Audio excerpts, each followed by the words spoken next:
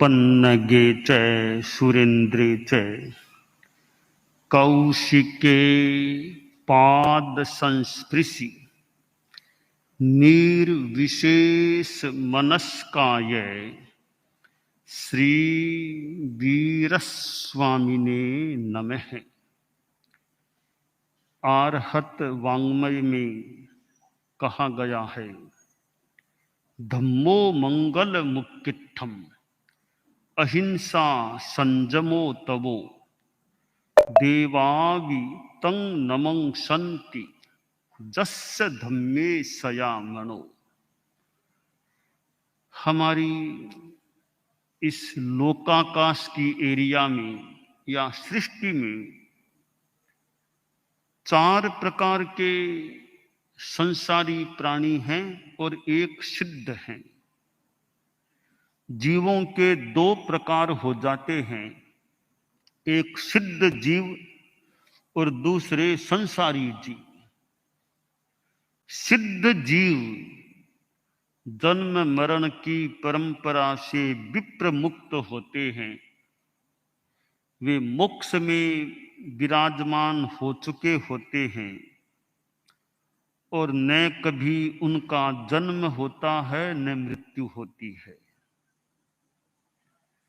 ऐसा नहीं है कि सिद्ध भगवान भी वापिस जन्म लें, अवतार लें, ऐसी अवधारणा जैन दर्शन में नहीं है। वहां सिद्ध होने के बाद कोई जन्म मरण की बात ही मानो समाप्त हो जाती है, नहीं रहती है जन्म मरण की बात। और वो तो केवल ज्ञान, केवल दर्शनमय, अशरीर, अवाक, अमन होते हैं। आत्मा को अमूर्त कहा गया है, अरूपी कहा जाता है। वो एकदम यथा तथ्य के रूप में मोक्ष में वो बात घटित होती है कि यथाख्यात चारित्र की बात आती है, तो यथाख्यात बात आत्मा के संदर्भ में सिद्धों पर बिल्कुल लागू होती है कि जीव अरूपी है, अमूर्त है। तो सिद्ध भगवान हैं, उनकी वो आत्मा बिल्कुल अमूर्त होती है, अरूपी होती है। तो जीव अरूपी है, अमूर्त है, उसको एकदम उस अवस्था में देखना है तो सिद्धों को देखा जा सकता है, वहां आत्मा अमूर्त होती है। जैन शासन, जैन दर्शन में अनेक सिद्धांत हैं, उनमें एक सिद्धांत यह आत्मवाद है। और आत्मा अपने आप में अमूर्त होती है और वह अमूर्त अवस्था शुद्ध स्वरूप है आत्मा का। और वह शुद्ध स्वरूप आसातना न हो, केवली मनुष्य के भी वो शुद्ध स्वरूप पूर्णतया नहीं होता है। 14वें गुणस्थान में जो विद्यमान है, मनुष्य जीवन में है, उसके भी वह अमूर्त स्वरूप आत्मा का पूर्णतया उजागर नहीं होता है।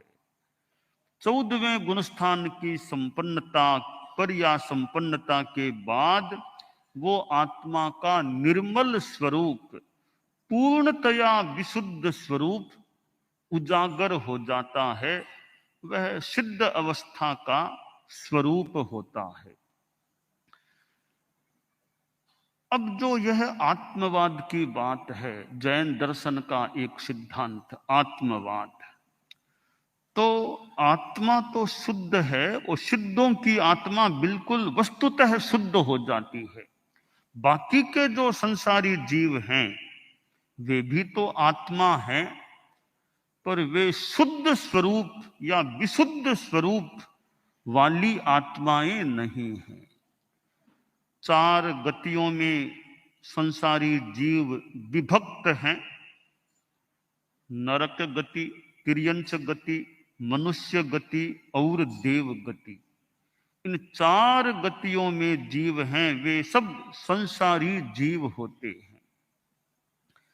मोक्ष की प्राप्ति हो, यानी इस जन्म मरण की परंपरा, नरक, त्रियंच, मनुष्य, देव, इन चारों गतियों से विदाई हो जाए, छुटकारा हो जाए, वो मोक्ष की स्थिति होती है।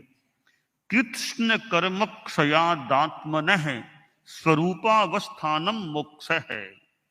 आत्मा समस्त कर्मों से मुक्त होकर अपने स्वरूप में अवस्थित हो जाती है, वह अवस्था मोक्ष होती है। तो आदमी जीवन क्यों जिए? जीवन जीने का परम लक्ष्य बनाना चाहिए मोक्ष की प्राप्ति। पुब्ब कम खयठाये इमं देहम समुद्धरे। पूर्व कर्मों के क्षय के लिए इस देह को धारण करें, जीवन जिए। तो जैन शासन में या और भी कोई भी एक हम तटस्थ विचार करें कि दुख मुक्ति की साधना इस मनुष्य जीवन में करें, यह मनुष्य जीवन जीने की सार्थकता होती है। एक शाश्वत दुख मुक्ति होती है, एक क्षणिक या तात्कालिक दुख मुक्ति होती है। हमें शाश्वत दुख मुक्ति की साधना इस मानव जीवन में करनी चाहिए। तो ये चार गतियां हैं।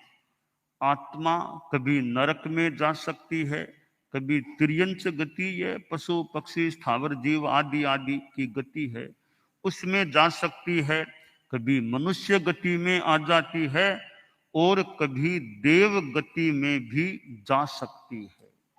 तो ये भ्रमण है 84 लाख, चार गति 84 लाख जीव योनियों की बात है।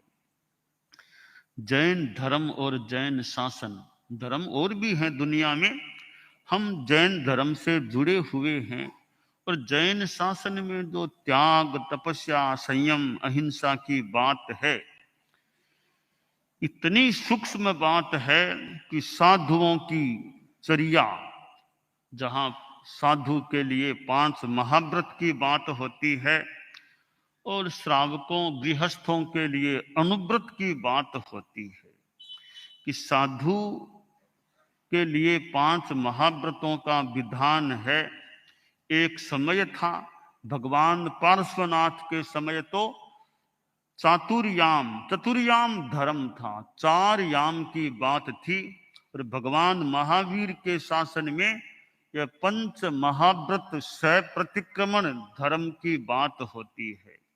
भगवान पार्श्व यानी बीच के जो 22 तीर्थंकर हैं, प्रथम भगवान ऋषभ, अंतिम भगवान महावीर, बीच के 22 तीर्थंकर, 22 तीर्थंकरों के समय में चतुर्याम धर्म की बात, और भगवान महावीर के शासन में अब यह 5 महाव्रत की बात है।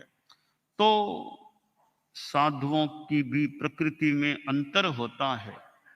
जहां प्रथम तीर्थंकर यानी भगवान ऋषभ कह दें प्रथम तीर्थंकर, उस समय के जो साधु होते हैं ऋजु और जड़। भगवान महावीर यानी 24वें तीर्थंकर अवसर्पिणी के जो साधु होते हैं वे वक्र जड़, और बीच के 22 तीर्थंकरों के साधु ऋजु प्राज्ञ। ये प्रकृति का एक अंतर है। हम भगवान महावीर के शासन से जुड़े हुए हैं और भगवान महावीर के 2550वां वर्ष का भी एक संदर्भ है। भगवान महावीर का निर्वाण दिवस भी कार्तिक कृष्णा अमावस्या को आ रहा है, और लगभग 49 वर्ष पहले भगवान महावीर की 25वीं निर्वाण शताब्दी का समायोजन हुआ था, और दिल्ली में कितने जैन शासन की विभूतियां, धुरंधर गुरुदेव तुलसी भी दिल्ली में विराजमान थे, और भी कितने जैन शासन के दिगंबर, श्वेतांबर जो भी आचार्य आदि वहां विराजमान थे, और वे भगवान महावीर का 25वां वो यानी 25वीं निर्वाण शताब्दी का एक संदर्भ था, उपलक्ष्य था। और उस समय में या उसके उपलक्ष्य में एक ग्रंथ तैयार हुआ था, समण सुत्तम। मानो कि जैन शासन द्वारा सम्मत, संभवतया मान ले, समण सुत्तम ग्रंथ सामने आया था। एक जैन प्रतीक भी संभवतः उन्हीं दिनों में सामने आया होगा, और एक जैन ध्वज, 5 रंगों वाला जैन ध्वज भी सामने आया था। तो एक ग्रंथ, एक प्रतीक भी सामने आ गया, एक ध्वज भी निर्णीत हो गया था। तो यह एक जैन शासन की यों एकता की बात कह दे। और जैन शासन में इतने संप्रदाय हैं, दिगंबर, श्वेतांबर, फिर उनमें और कोई शाखाएं, तो यह एक कुछ भिन्नता है। इस भिन्नता में भी अभिन्नता भी बहुत है। भेद में छिपा अभेद, परम पूज्य आचार्य श्री महाप्रज्ञ जी का लगभग पुस्तक का यही नाम होगा, स्मरण में आ गया, भेद में छिपा अभेद। कि भेद तो है पर अभेद भी कितना है। कई बार भेद तत्काल मान लो सामने आ जाए, पर अभेद कितना है उस पर भी ध्यान दें कि अभिन्नता कितनी है। अब नवकार नमस्कार महामंत्र है, तो किसी को पूछ लो, श्वेतांबरों को पूछो, दिगंबरों को पूछो, तेरापंथियों को पूछो, थानकवासियों को पूछो, मूर्ति पूजकों को पूछो, किसी को पूछो, तो नवकार मंत्र को कौन जैन संप्रदाय नहीं मानता। तो नवकार मंत्र में कितनी बड़ी एकता है, और बहुत बातों में एकता है। भक्तामर को देखो, भक्तामर को श्वेतांबर नहीं मानते, दिगंबर नहीं मानते, दिगंबरों में भी भक्तामर, श्वेतांबरों में भी भक्तामर। तो जैन शासन की एकता नवकार मंत्र में देखी जा सकती है, और जैन शासन की एकता भक्तामर में भी बहुलतया या पूर्णतया देखी जा सकती है। और जैन शासन की एकता संभवतः तत्वार्थ सूत्र में देखी जा सकती है। तत्वार्थ उमा स्वामी या उमा स्वाति का ग्रंथ तत्वार्थाधिगम सूत्र है, वो मेरे ख्याल से दिगंबरों में भी मान्य है, श्वेतांबर परंपरा में भी मान्य है। तो तत्वार्थ सूत्र में जैन शासन की एकता का दर्शन किया जा सकता है। भगवान महावीर हमारे आराध्य हैं, दिगंबर हो, श्वेतांबर हो, मुख वस्त्रिका वाले हो, बिना मुख वस्त्रिका वाले हो, भगवान महावीर शासन नायक के रूप में, 24वें तीर्थंकर के रूप में किसके नहीं है। तो जैन शासन यों वर्तमान में भगवान महावीर से संबद्ध शासन है, और यह भगवान महावीर के निर्वाण से जुड़ा हुआ 2550वें वर्ष का भी उपलक्ष्य या प्रसंग है।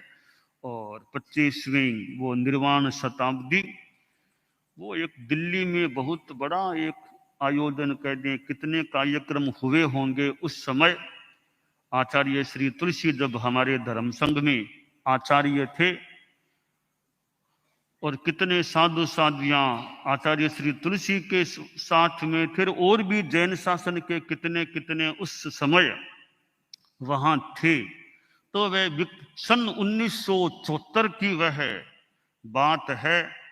तो यह जैन शासन में जो अहिंसा की बात है, संयम की बात है, तप की बात है, और आत्मवाद की बात है, कर्मवाद की बात है।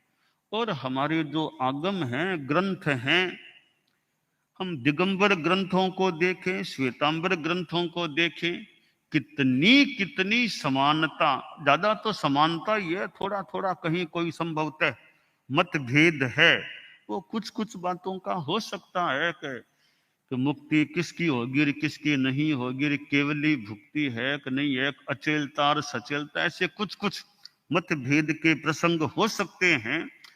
श्वेतांबरों में भी कहीं कहीं मान्यताओं में, सिद्धांतों में, पूजा पद्धति में ये भिन्नताएं हो सकती हैं, ठीक है, भिन्नताएं अपनी जगह हैं, हम अभिन्नता को भी देखें, मैत्री भाव बना रहे, अपना सहज अहिंसा पूर्ण व्यवहार और मैत्री पूर्ण व्यवहार बना रहे। भले संवत्सरी की बात है, ठीक है, जितनी एकता है उतनी है, कि नहीं है तो ठीक है, नहीं है हो तो हो जाए, परंतु आपस में मैत्री भाव रहे और अध्यात्म की साधना हमारी अच्छी चलती रहे। मूल चीज है मोक्ष की प्राप्ति के लिए हमारा अध्यवसाय, हमारा पुरुषार्थ, हमारा पराक्रम वो बराबर चलता रहे। जैन शासन में 4 तीर्थ हैं, चतुर्वर्ण ये श्रमण संघ, 4 तीर्थ कि साधु, साध्वी, श्रावक, श्राविका, 4 तीर्थ हैं। तीर्थ के करने वाले तीर्थंकर होते हैं, तीर्थ करने वाले तीर्थंकर। तो तीर्थंकर तो हमारे भगवान महावीर हैं, जिनकी साधना और जिनकी वीतरागता की प्राप्ति, केवल ज्ञान, केवल दर्शन की प्राप्ति, परम प्रभु, परम श्रद्धेय, परम आराध्य, परम वंदनीय, परम स्तवनीय, प्रातः स्मरणीय भगवान महावीर से जुड़ा हुआ ये हमारा सारा ये मानो जैन शासन है। तो जैन शासन से हम जुड़े हुए हैं, तो हमारी साधना आराधना अच्छी चलती रहे। और 4 तीर्थ साधु, साध्वी, श्रावक, श्राविका, 4 तीर्थ साधना में आगे बढ़ने का प्रयास करते रहें। साधु साध्वियां पूजनीय होते हैं, उनकी साधना की भूमिका ऊंची होती है, ऊंची सीढ़ी पर होते हैं। तो श्रावक श्राविकाएं थोड़ी सी नीची सीढ़ी पर होते हैं, परंतु श्रावक श्राविकाएं भी अपने ढंग के साधक साधिकाएं होते हैं, तो उनकी साधना भी अच्छी चलती रहे। और जैन शासन में श्रावक श्राविकाएं हैं, उनके परिवार हैं, तो परिवारों में भी अच्छे संस्कार, पुरुषों में भी अच्छे संस्कार रहे, भाइयों में भी अच्छे संस्कार, नशा मुक्तता, नॉन वेज तो कहीं कोई खाने पीने में नहीं आता है ना, ये सब थोड़ी जागरूकता रहे, अहिंसा की भावना बनी रहे, परिवारों में शांति भी रहे, कलह मुक्तता की स्थिति रहे। तो ये नॉन वेज से बचाव के प्रति बच्चे विद्यार्थी कहीं जाएं, होटल में ठहर जाएं, हॉस्टल में ठहरें, हॉस्पिटल में जाना पड़े दुर्भाग्य से कभी जो भी, तो वहां भी नॉन वेज से बचाव का यथोचित प्रयास रहे। होटल में जाना है तो भी तो होटल में भोजन किस प्रकार का है, नॉन वेज है तो ऐसी होटल में वो भोजन तो जैन श्रावक श्राविका के लिए असेवनीय। तो वो सब जागरूकता के दोनों ही है, तो दोनों मिले जुले हों तो वो भी वर्जनीय रहे। इस प्रकार जैन शासन से जुड़े हम अहिंसा के साधक, अहिंसा में विश्वास रखने वाले, अहिंसा धर्म को मानने वाले, अहिंसा महाव्रत, अहिंसा अनुव्रत जो हमारे आदर्श हैं, पालन करने योग्य हैं, तो उनके अनुरूप सारी जीवनचर्या रहे। इधर यह अनेकांत की बात, अहिंसा है, सत्य भी है, संयम भी है, तप भी है, अपरिग्रह की बात भी है, अनेकांत की बात भी है। तो अनेकांत भी हमारा जैन दर्शन का सिद्धांत है कि कैसे हम अनाग्रह रह करके साथ, किस अपेक्षा से कौन सी बात कही गई है, किस बात के पीछे क्या अपेक्षा, क्या दृष्टि है, यह साधवाद।